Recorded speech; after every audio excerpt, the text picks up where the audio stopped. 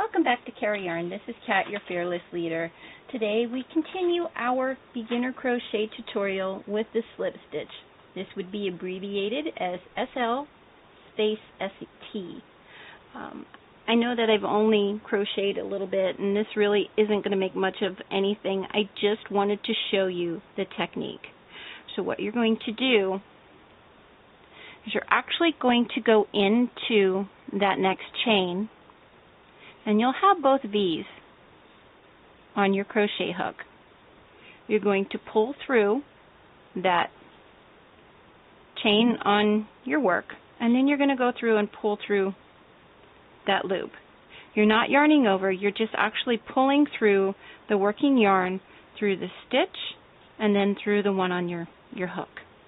Again, you're going to go in, pull the yarn through, and then through. And you'll notice that it doesn't add any height to your work. I use this when I want to go ahead and join seamlessly to other pieces of crochet. Other patterns may call for you to slip to actually get to a next stitch. It is something good to learn how to do. So go ahead and pull through and then through.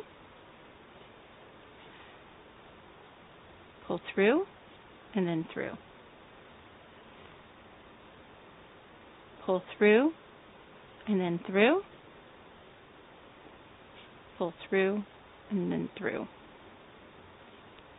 Again, with the V on top of your crochet hook, pull through and then through. And one last time. I'm going to go in and, if it's cooperative today, pull through and through.